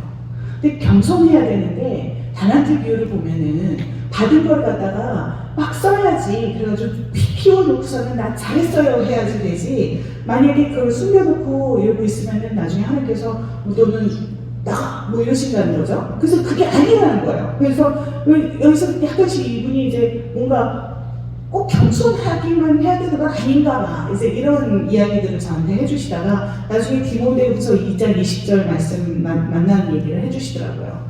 큰 집에는 금그릇과 은그릇만 있는 것이 아니라 나무그릇과 질그릇도 있어서 어떤 것은 귀하게 쓰이고 어떤 것은 천하게 쓰이고 이러는데 누구든지 이런 것들로부터 자신을 깨끗하게 하면 주인이 온갖 조mon이를 요긴하게 쓰는 성별을 뺀 귀한 그릇이 될 것입니다. 이런 말씀을 읽고 나서 이분이 자기 안에서 솟아나오고 있는 자기는 가르치고 싶고 자기는 배우고 싶고 자기는 배운 것을 뭔가 정리를 하고 싶고 뭐 이런 욕구들이 어쩌면 이런 그릇이지 않겠냐는 거예요.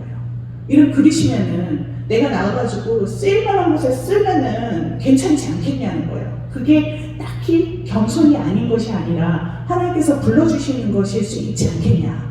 이제 이런 이야기를 하시면서 점점 뭐랄까는 심리학적으로 보면은 자기 자아를 갖다가 이렇게 계속 무언가 이렇게 계속 내놓는 거죠. 내놓으면서 나 이래도 되지 않아? 아까 그 내가 뭔가 형성되는 게 중요하다고 김영석 교수님 말씀해 주셨는데요. 뭔가 나라는 존재가 중요할 수 있지 않아? 괜찮을 수 있지 않아? 하면서 뭔가 푸시하는 어떤 그런 모습들을 보여주시기 시작하는 거예요. 그러다가요, 이분들이 되게 재밌는 일들이 일어납니다. 요런 교만과 겸손 사이에서 왔다 갔다 하는 이야기를 하시다가 갑자기 어느 순간 근데요, 제가 간증 하나 할게요. 이러시는 거예요. 근데 그 미나 지사님 얘기부터 해보자면요, 그분이 그러시는 거예요. 뭐 목사님, 그 간증이라는 거는요 진짜 위험한 거예요.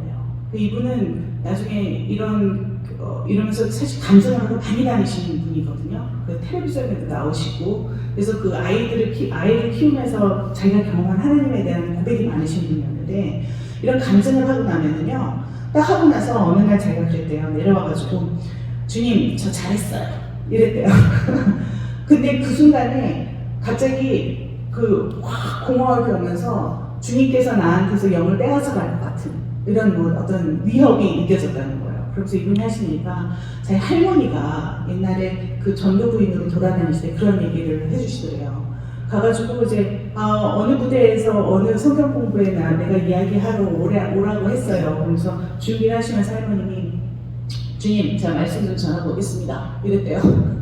그러고 나갔는데 그때 그 어떤 이분이 갖고 있었던 어떤 교만함 이런 것들 때문에 그 순간부터 몇 달 동안 이분이 무언증이 생기셨대요. 말을 못 하시게 됐대요. 그래서 이제 이게 이제 미나 집사님한테 주는 메시지는 내가 무언가 교만하게 나를 올렸을 때 그때 하나님께서 치시더라. 뭐 이제 이런 메시지를 갖고 있는 거예요. 노원희 장모님도 굉장히 제가 원래 간증을 많이 했었는데 그러시면서 이 간증을 할 때마다 문제가 생긴다는 거예요. 그래서 무언가 자기가 굉장히 교만해져가지고 생기는 문제들이 있다. 뭐 이런 얘기를 하고 이러는데 이제 헨리 집사님하고 데니엘은 사실 그런 이야기를 안 해주시는데 재미있는 거는요. 이분들이 간증 하나 할게요. 라고 이야기를 하는 순간 저는 상담사지 않습니까? 저는 그러면 앉아가지고 사람 이제 그 내담자를 관찰을 하거든요. 관찰하면서 여기 안에서 어떤 일들이 일어나는지를 갖다가 세밀하게 관찰하는 게 이제 제 전공인데 간증을 하는 순간 제가 없어요.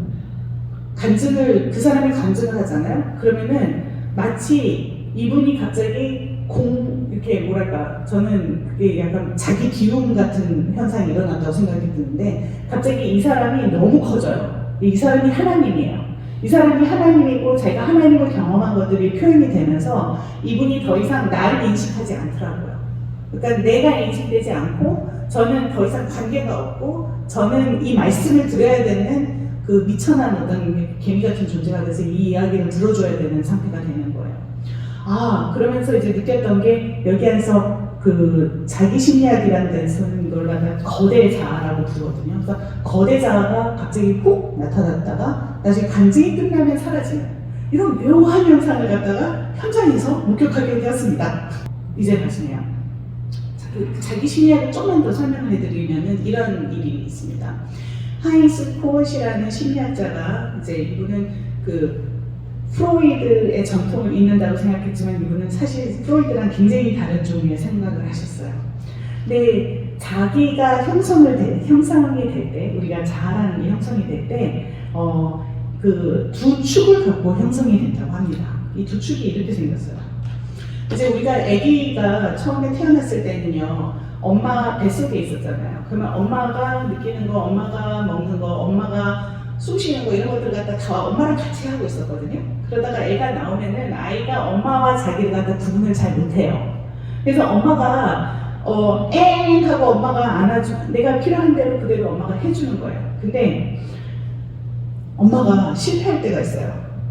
막 난 배고파서 울었는데 엥 했는데 엄마가 똥 쌌나? 뭐 이렇게 쳐다보고 있고 이러면서 완전히 자기가 요구했던 것과 다른 행동을 엄마가 하는 순간들이 반드시 생깁니다. 근데 그 생길 때마다 자기의 욕구의 반응을 자기 욕구대로 해주지 않는 존재를 보면서 자기랑 엄마가 다른 존재라는 걸 갖다가 서서히 구분해 나가게 됩니다. 그러면서 원래 애기는 아무것도 구분 못해요. 그래서 막 자기 입이 발인지 발이 입인지 보면서 발도 입에 갔다가 손도 입에 갔다가 난리가 나잖아요. 근데 그 구분이 되기 시작하면서 이 두 축이 형성이 되는데 하나는 부모를 보면서 어머니를 보면서 이상화하는 거죠. 그래서 대단한 존재라고 이상화를 해야지 아이가 살 수가 있어요. 이게 뭐 그래야지 그걸 바라보면서 뭔가 할 수가 있고 한 축으로는 나라는 존재가 이 이상화된 부모하고 매치기 될 만큼 큰 존재여야 돼요. 근데 아기는 작잖아요. 근데 자기가 대단하다고 생각하는 어떤 그런 그런 거래 자아를 갖다 키워나가야 돼요. 이 두 축이 같이 있어야지 사람이 건강하게 큽니다.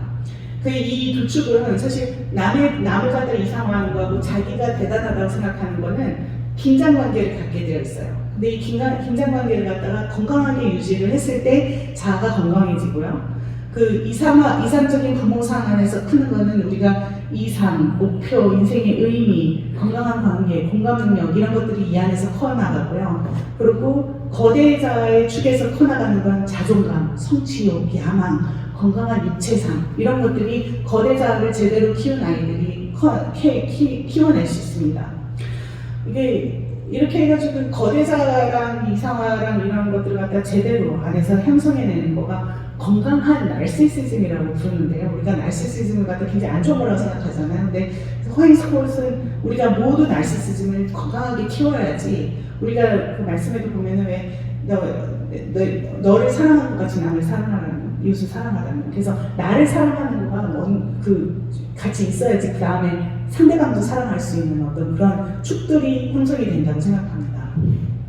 이 거대자를 키워줄 때 이제 누군가가 당신이 거대의 자아를 보여주는구나 하는 어떤 그런 거울 역할을 해줘야 되는데요. 그게 아마 되게 중요한 공감이 될 겁니다. 근데 이제 이 사람들의 삶 속에서 성경이 그래도 된다 하고 공감을 해주는 거죠. 공감이라는 게 이런 거예요. 여러분, 저 겨울왕국이 나왔을 때 우리 딸내미가 지금 대학교 2학년인데 걔가 유치원 다니고 있었어요. 야, 이걸 너무 좋아하더라고요. 한번 극장에 가서 보여줬는데 또 보여달라고 하고 또 보여달라고 해서 극장에 세 번을 갔나 그러고요. 사운드트랙을 다운로드 받아가지고 그냥 노래를 불러냈는데 처음에 딴딴딴딴딴 하면서 나오는 막 얼음 캐는 장면부터 모든 걸 다 싹 다 외우고서는 다 그러고서 놀더라고요. 그래서 얘네들이 그 해 동안에 놀이터에서 노는 동안에 모든 애들이 Let it go, let it go, 막 사방이 다 Let it go, let it go 막 이러면서 놀았고요. 그 해에 이제 미국에서는 할로윈이라는 게 있는데 그때 아이들이 다 분장을 하고 캔디가 들어가거든요. 그때 여자애들 90%가 다 저복장으로 나왔어요. 그러니까는 자기가 이렇게 뭔가 얼음 캐슬을 만들 수 있는 되게 대단한 존재인 거죠. 이렇게 하면서 아이들이 자기의 거대 자아를 갖다 실험하는 거거든요. 근데 그때 그러고서는 야, 네가 무슨 엘사냐? 이렇게 하면은 사실 우리가 이 지금 거대 자아를 키워나가고 있는 아이를 거울이 돼주지 못하고 그냥 찌그러뜨리는 거예요. 그냥 넌 아니야 하고 하면 이제 이 아이는 자존감이 낮아지고 이제 힘들어지는 거죠. 나는 슈퍼맨! 이러면 야, 웃기지 마! 아니, 우리 그러지 않잖아요. 근데 너가 슈퍼맨이구나 하고 같이 놀아주면서 이 아이들의 상상력을 갖다가 키워주는 게 우리 아이들이 건강하게 클 수 있는 방법이거든요. 근데 그 역할을 성경이 해주는 거죠. 제가 4시까지 제가 이 공감이라는 게 어떻게 어떤 건지 성경이 해주셨던 공감이랑 이거랑 저는 되게 비슷하게 느껴져서 이거는 그 하이스코어즈 이야기인데 잠깐 해드릴게요. 저는 이 이야기를 갖다가 이분이 사실 책에도 쓰긴 하셨는데 이분이 돌아가시기 바로 직전에 한 사흘 전에 시카고에서 자기 심리학 컨퍼런스가 있었어요. 학회가 있는데 이분이 그때 마지막으로 나와가지고 한번 강의를 하신 그런 리코딩이 있어요. 그래서 그 비디오를 보는데 그 비디오 보면서 내가 펑펑 울었습니다. 그래서 한번 좀 소개를 해드릴게요. 하이스코어시 이렇게 거울이 되어주는 것이 공감이라는 개념을 갖다가 그 심리학 안에서 퍼뜨렸던 분이세요. 근데 공감이라는 단어가 워낙 유행을 하고 우리나라도 어느 순간부터 여러분 공감이라는 단어가 없던 단어인데 갑자기 나와가지고 막 퍼지지 않았나요? 근데 그 공감이라는 단어가 퍼질 때 오해가 있다는 거예요. 그러면서 내가 공감이 무엇인지에 대해서 한번 다시 정리를 해줄게 하는 그런 강의를 하셨어요. 근데 그 강의에서 무슨 얘기를 하시냐면요. 아기가 1살이 된 지금 그 새로 생긴 아이들을 했을 때 1살이 됐을 때 그때 아이들이 걷기 시작하잖아요. 근데 이제 막 걷기 시작한 아기랑 엄마랑 공원에 갔대요. 근데 공원에 가가지고 엄마가 벤치에 앉았어요. 그 앞에 잔디밭이 있어요. 근데 그 잔디밭 저쪽에 비둘기 몇 마리가 와가지고 놀고 있는 거예요. 근데 엄마가 아이를 자기 옆에다 앉혔는데 아기가 일어나서 그 비둘기를 향해서 발자국을 떼면서 걸어갑니다. 몇 발짝 가다가 돌아가요. 엄마를 봐요. 그랬을 때 여기 안에서 심리학적으로 무슨 일이 일어날 건가 하고 코엇이 물어봅니다. 그럼 그 당시에 많은 사람들이 이제 애착 이론이라는 것이 있거든요. 그러면 아이들이 엄마로부터 떨어져 나야 되기를 싫어해요. 그래가지고 무서워서 엄마가 아직도 여기 있는지를 확인하려고 돌아보는 거다 하는 것들이 그 당시 애착 이론이라는 관점에서 보면은 그들이 갖고 있던 정설이었어요. 코엇이 얘기하는 거는 그게 아니다. 이 아이는 걸어가면서 지금 막 걷기 시작한 아이잖아요. 그럼 걸어가면서 딱 보면서 엄마 눈에 비친 자기의 모습을 갖다가 엄마 눈에서 확인하고 싶은 거예요. 엄마 내가 지금 걸어와가지고 용감하게 비둘기를 향해 걸어가는 거 엄마 보고 있냐는 거죠. 그렇게 그때 엄마가 아유 잘했어 우리 아가 하고 봐주는 거 그거가 공감이라는 거예요. 근데 아까 그 헨리 집사님이 굉장히 조심스럽게 겸손해야 되지 않나, 그러면서도 내가 그릇이 금그릇이 될 수 있지 않을까, 은그릇이 될 수 있지 않을까, 달란트를 사용해도 되지 않을까라고 생각할 때 그때 성경이 해주시는 거가 괜찮아, 잘하고 있어 헨리, 걸어가 하고서는 밀어준다는 거죠. 그럴 때 사람들이 점차적인 변화를 경험을 하면서 자아가 단단해지는 어떤 그런 경험을 하더라는 겁니다. 그래서 저는 이분들이 은혜라고 생각했던 어떤 그런 지점들을 사실 굉장히 지금 상반되는 이론들이거든요. 자기 심리학이라는 거는 자기가 어떻게 형성됐냐라는 거고, 관계문화 이론에서 관계 안에서 어떤 일들이 일어나나 이런 것들을 보는 건데, 이 두 이론을 갖다 같이 놓고서는 보기 시작하니까는 이 되게 재밌게 이런 이야기들이 풀려나가더라고요. 그리고 이분들은 이 안에서 영성을 경험한다고 해요. 그 저는 이 영성이라는 거가 뭐 이게 꼭 뭐 저기 뭐 우리가 교회에서 배울 때 뭐 성령 충만하고 뭐 은사 뭐 방언을 하고 뭐 이런 것들이 이제 영성 경험이라고 자주 이야기를 하는데, 저는 영성이라는 건 훨씬 더 우리한테 가깝다고 생각해요. 성스러운 하나님의 모습을 어느 순간 이렇게 엿보는 순간들이 있어요. 잠깐만, 그때 내 가슴이 두근거렸어. 내가 지금 굉장히 성스러운 어떤 무언가를 본 것 같아. 뭐 이런 순간들이 있을 때 그 경험들에서 파생되는 여러 가지 관계들이 생기고요. 우리를 움직입니다. 저는 그게 영성인 것 같아요. 그래서 그걸 갖다 저는 글림스팅이라고, 엿보는 거, 성스러움을 살짝 엿봤다, 이렇게 생각을 하는데, 이런 것들이 어떻게 보면 고린도전서의 말씀에서 우리가 지금은 거울 보는 것처럼 희미하나 그때는 얼굴과 얼굴을 대하여 볼 것이라고 하시잖아요. 그래서 우리가 혹시 우리가 영적인 것들을, 영성을 만날 때 이렇게 거울로, 그때 이제 동거울 뭐 이런 걸 갖다 반짝반짝하게 해가지고 하니까 제대로 안 보였던 건데, 그 정도의 어떤 희미한 것, 이런 것들이 지금 우리가 보는 어떤 하나님의 어떤 하나님을 살짝 엿본 어떤 그런 순간들이 일어나는 게 아닌가, 이렇게 생각을 합니다. 그래서 이 영성을 갖다가 이분들이 이런 순간에 조금씩 봤어요. 그래서 내가 알아요. 그게 영적으로 알아요. 이렇게 이야기하는 것 같아요. 그래서 그 영적 변화가 갖고 있는 아까 그 스윗 스팟들이 있다고 했잖아요. 그런 것들을 이렇게 정리를 해보면 대충 이렇게 정리가 됩니다. 이게 글씨가 너무 많아가지고, 우선 어떤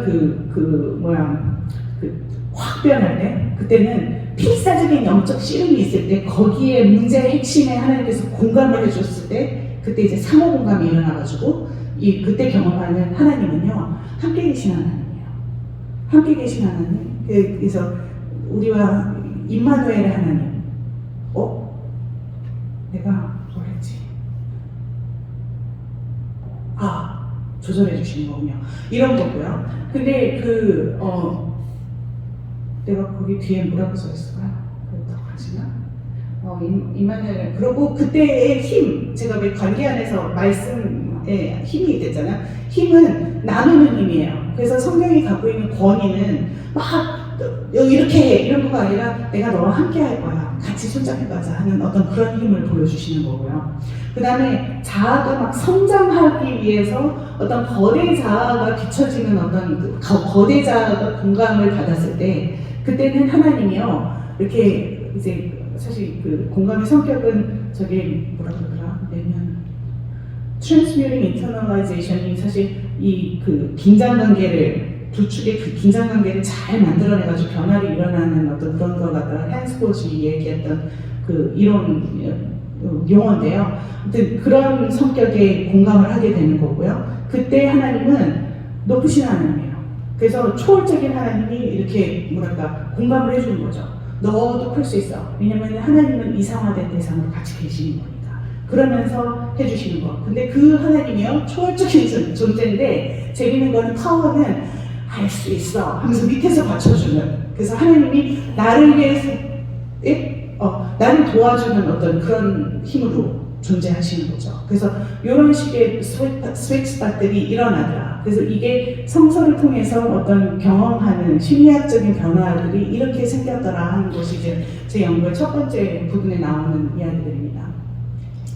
그래서 그럼 감동의 영성이 하나님도 움직이고요, 공동체도 움직였다는 거예요. 재밌지 않아요? 감동을 받아서 하나님도 움직이고 공동체도 움직이고 하나님이 움직여 주셨어요. 예. 이런 모양들이 저는 생각하다 보니까는 사실 굉장히 오랫동안 이 주제를 들고 다니지 않았겠습니까? 그러다 보니까는 자꾸 딴 데서도 보이기 시작했습니다. 어디서 그러냐? 저는 이제 유교적인 어떤 영성이 이런 모습하고 닮지 않았나 이런 생각을 해봅니다. 그래서 아까 그 말씀을 볼 때 유교라는 걸 어떻게 껴넣을 수 있는가 하는 고민을 했었는데 이 부분은 좀만 말씀드려보겠습니다. 유교는 사람들이 사실 영성의 문제라고 생각을 안 했어요. 굉장히 오랫동안. 그리고 인륜에 대한 가르침이고 제가 90년대에 대학을 이제 미국에서 다녔었는데요. 그때 유교에 대해서 공부를 해보면 유교의 영성은 귀신을 보는 영성, 귀신을 대접하는 영성. 그래서 조상신을 대접하는 영성. 이제 이 정도로 그들이 이해를 하고 있더라고요. 근데 저는 아닌 것 같아요. 근데 제가 대장금을 보면서 너무 오래됐죠. 근데 여기에 대장금이 감동을 줘요. 그리고 감동을 주고 나서 공동체를 움직입니다. 그리고 공동체를 움직이면서 사실 하늘이 같이 감동하는 어떤 그런 순간들이 계속 나와요. 그래서 잠깐만 하나님을 움직이고 공동체를 움직이는 모양하고 닮았다 이런 생각이 들었어요. 그래서 조금만 들여다봅니다.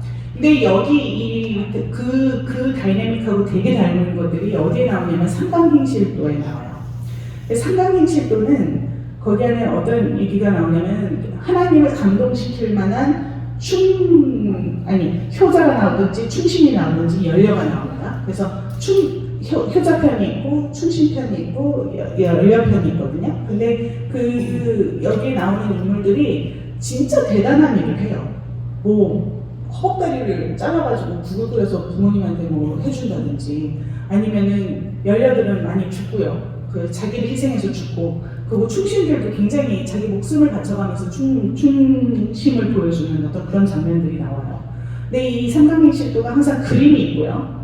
맨 처음에 출판됐던 거는 한문으로 되어 있었는데 나중에 한글이 만들어지자마자 세종대왕이 이걸 갖다가 다 이제 한글로 배포하기 시작합니다. 근데 여기에서 항상 일어나는 일이 뭐가 일어나냐면요.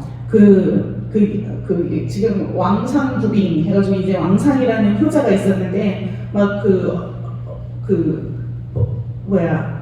부모님이 물고기 먹고 싶어 이러면 한겨울에 가가지고 막 얼음을 너무너무 두터운 얼음을 깼는데 쌍님이 휘 하고 나온다든지 이러면서 되게 기적적인 일들이 일어나거든요. 그게 다 이제 하늘이 감동해서 왕상을 돕는 장면들이 나와요. 그러고서 맨 마지막에 찬이 나와요.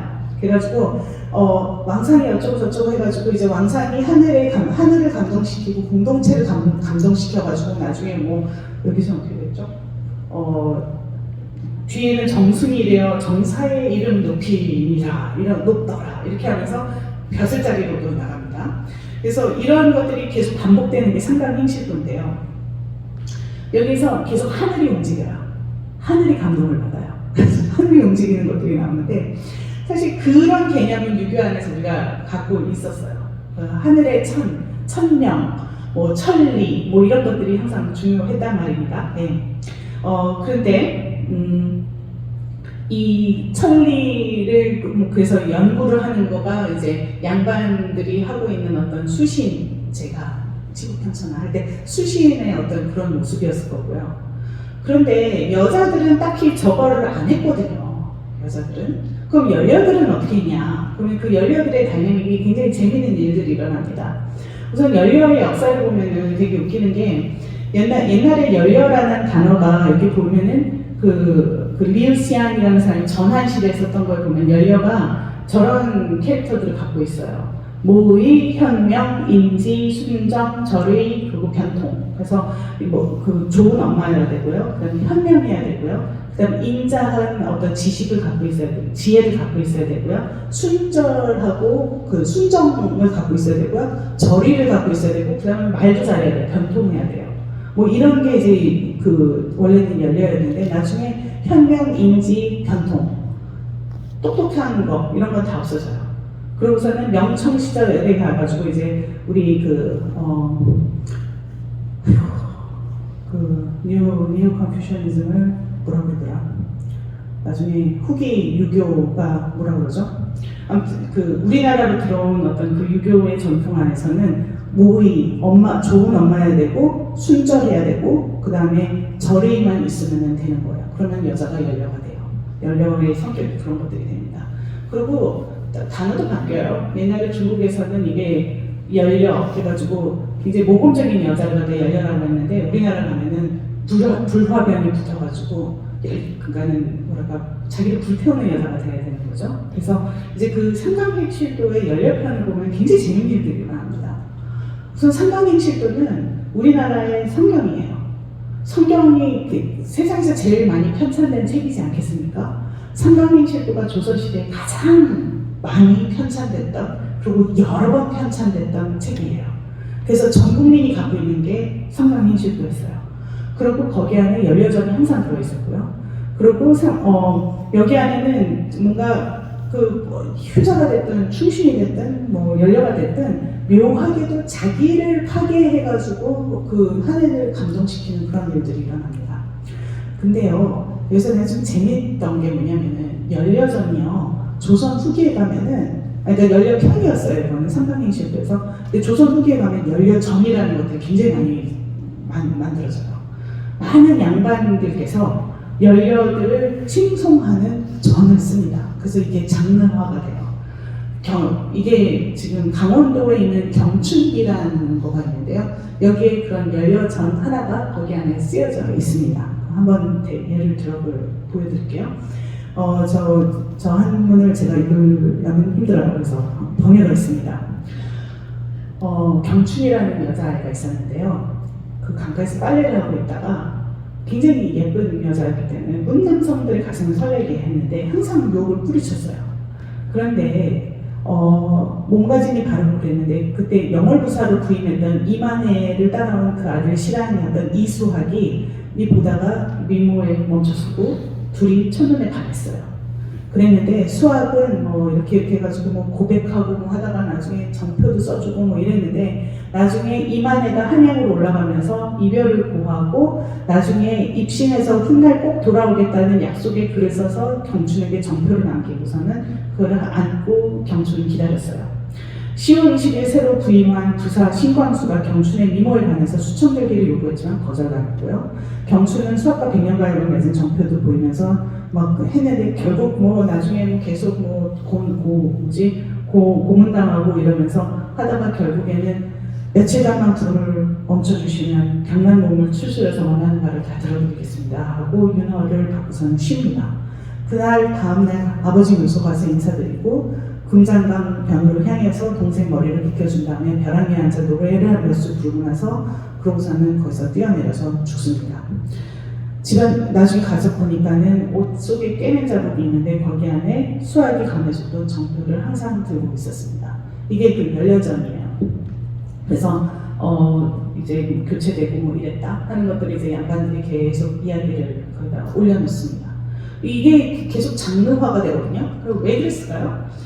이게 그 당시에 재밌는 거가 이 연려가 집안에 생기잖아요. 그 양반 그 집안에 있는 양반들이 뭔가 이제 굉장히 몰락하고 있는 그 순간에 연려가 나오면은요.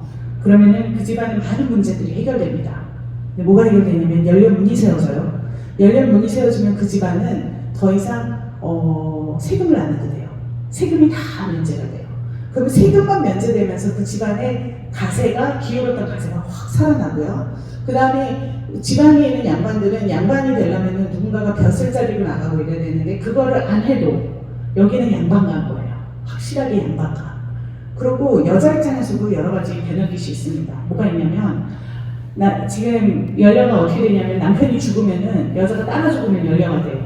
근데 남편이 죽었잖아요. 그러면 이 여자는 그 시댁에 계속 살면서 시집살이를 해야 되는데 우선 남편의 보호가 없는 되게 불행한 어떤 그런 삶이 되잖아요. 근데 그때 빨랑 죽어버리면 아버지가 없는 아들은 굉장히 위상이 높아져요. 연려의 아들이네요. 그러면서 이 연려의 아들이 갈 수 있는 길들이 열려요. 그리고 시집살이를 안 해요. 그리고 그것만으로도 충분하지 않아요? 되게 굉장히 좋은 값을 치르는 거죠. 그렇게 해가지고 여자들이 많이 형성이 됩니다. 그렇게 하면서 많은 여성들이 죽어나가는 거죠. 근데 민중은 그렇게 생각하지 않았던 것 같아요. 아까 경춘기 읽어드릴 때 너무 춘향전하고 닮았죠. 그 춘향가를 보면은 거기 안에서는 관계들이 이렇지가 않아요. 이몽룡, 방자가 이몽룡 되게 까고요. 되게 뭐 굉장히 서로 되게 농담 주고받고 하면서 막 이렇게 살고요. 그리고 춘향이 목소리도 되게 재밌어요. 춘향이가 옥중가를 부르는 건데요. 겨루 광음이 무궁말제 적서가 단절해. 여러분 알아들으십니까? 저는 한참 걸려요. 이거 다 해석하는. 굉장히 지식이 많은 그런 여성들 나와요. 그러니까 낮은 사람을 높이고 높은 사람을 낮추고 그래서 무언가 평등하게 만들면서 그 서로가 굉장히 공감을 많이 해줘요. 그래서 춘향모가 이제 옥중의 춘향이를 위해서 기도하고 뭐 이제 목령을 위해서 기도하는 그 기도를 봐도요. 정말 막 간절하게 해요. 근데 그걸 갖다 이몽룡이 나중에 밖에서 보거든요. 근데 보면서 그 사람이 해석하는 거가 아 내가 잘된 게 내가 공부 열심히 해서 그런 줄 알았더니 아니구나. 다 우리 장모덕이구나. 하면서 그 뭔가 공감을 갖다가 확 해주는 거죠. 그리고 나중에 뭐 월매가 춤추면서 나오는 거, 뭐 서울 남자 나오는 뭐 묻지도 말고 뭐 시집보내라 뭐 이러면서 하는 춤을 추는 거며 뭐 이런 모든 것들 안에서 어마어마한 신명들이 보입니다. 그러니까는 그 아까 그 열여전에서 만들어지는 기가 막힌 자기 파멸과 이런 것들을 거부하는 거죠. 거부하고 여기서는 모든 플레이어들이 서로 공감을 하고 결국에는 같이 살지 않느냐 이런 얘기를 하게 됩니다. 여기 안에서는요 아까 말씀드렸던 이 5가지가 다 나와요. 신명, 이들이 서로를 돕겠다는 모티베이션, 명료한 이해, 특히 뭐 춘향이가 자기가 뭘 한다는 거가 기가 막히게 명료하고요. 이몽룡이 자기가 뭘 한다는 것도 기가 막히게 명료하고요. 방자가 자기가 뭘 하는 걸 모르고 있다가 이몽룡을 만난 다음에 기가 막히게 명료하게 자기 포지션을 알게 됩니다.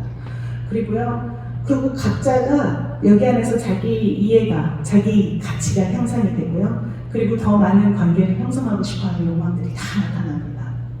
그래서 저는 어떻게 보면은 이 유교의 영성이 누르는 영성, 아랫사람들을 희생시키는 영성이었는데 사실은 우리 민중들이 갖고 있었던 되게 유교적인 어떤 그런 영성 안에서는 이런 식으로 해서 같이 살리려는, 그래서 아까 그 성경에서 봤던 그 영성하고 되게 닮은 맥이 같은 어떤 그런 주관성으로 서로를 움직이는 것들이 보이더라 하는 거가 이제 제가 주장하고 싶은 말입니다.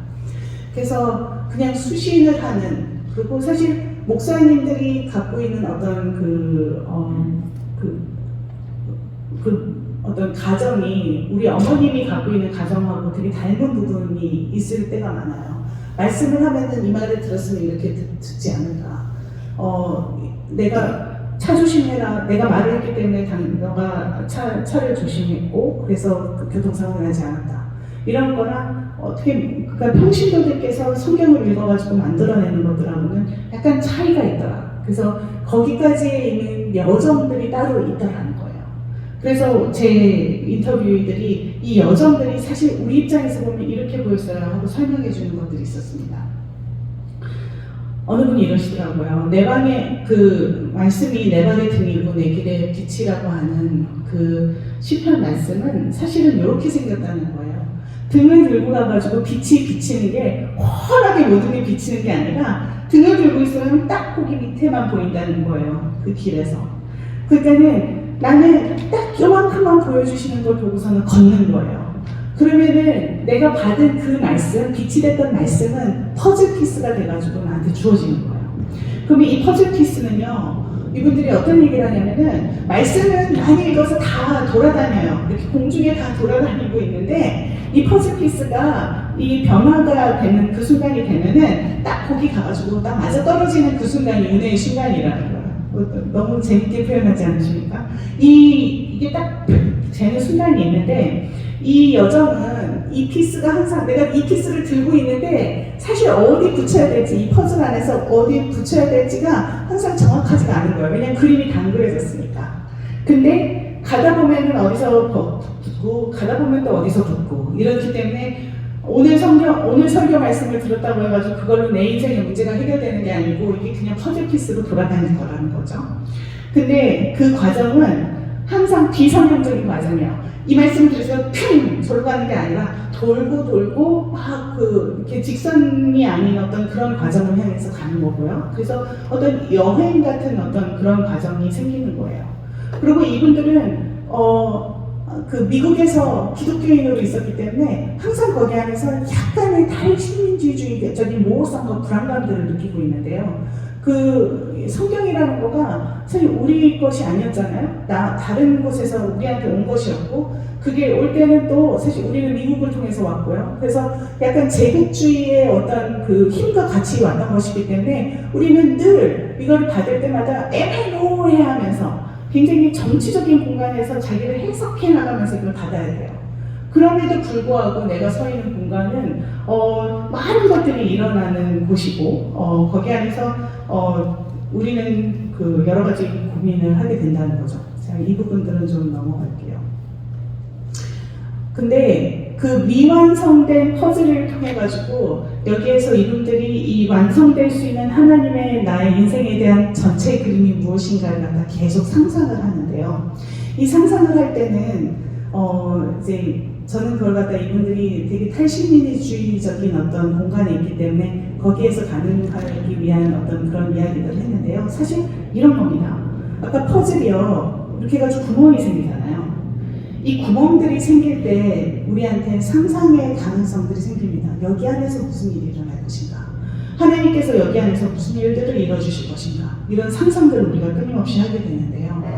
이게 그리스 정교의 영성 안에서 우리가 약간 뭔가 그 아이디어를 좀 얻자면은 이런 부분들이 있어요. 이게 그리스 정교에서 이야기하는 아이콘이라는 건데요.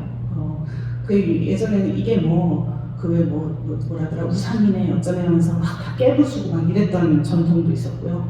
뭐 그렇긴 한데 사실 이분들이 갖고 있는 영성은 이게 우상이 아니라 이거는 창문이에요. 그 천국을 바라볼 수 있는 창문이고 이 창문 뒤에 있는 무언가를 상상하기 위해서 있는 그림들입니다. 그래서 그리스 정교의 영성에 안에서는 뭘 가리키냐면요. 이 그림을 보면서 이 그림은 그냥 상징이고요. 여기에서 기도하는 방법은 이 뒤에 있는 새까만 창문들 보이세요? 그 창문 뒤에 천국이 있다는 거예요. 여기는 천국이 아니에요. 이 새까만 창문 뒤로 들어가야지 천국이 있기 때문에 그들의 기도는 저 창문 뒤로 들어가는 기도예요. 거기 가서 하나님이 무엇을 펼쳐주실까를 갖다가 상상하는 거예요. 오늘 기차 타고 오다가 재밌는 그림을 하나 발견했는데 얘네들 봐주세요. 뮤지엄에 뭘 장식을 해놨든 상관없이 얘네들은 저 대기구 구멍을 쳐다보면서 그 뒤를 상상합니다. 어떻게 보면 이거랑 굉장히 비슷한 작업인데요. 우리가 성경 말씀을 통해서 변화를 받는다는 것은 어쩌면은 이런 상상을 통해서 무언가를 기다리면서 그러면서도 이 퍼즐 조각이 맞춰지는 순간들 안에서 은혜를 받으면서 그러면서 나아가는 어떤 여행이지 않을까 싶습니다. 그러면서 이분들이 하시는 이야기가 피해자는 나한테 말씀을 직접 주는 이런 분들보다도요. 그냥 하나님과 내가 하는 모든 작업 사이에 서 있는 되게 중간 역할, 리미너하다고 해요. 그래서 약간 그 현관문에 보면은 이게 문과 문턱에 딱 서 있으면 사실 안쪽도 아니고 바깥쪽도 아니고 묘한 자리에 있지 않습니까? 그런 자리에 서 있는 존재로 그들에게 존재한다는 거예요. 그리고 성경의 주관성이 거의 왔다 갔다 하면서 자기네들하고 인터랙션을 하고 있다는 거죠. 이게 제가 오늘 드리고 싶었던 말씀입니다. 감사합니다.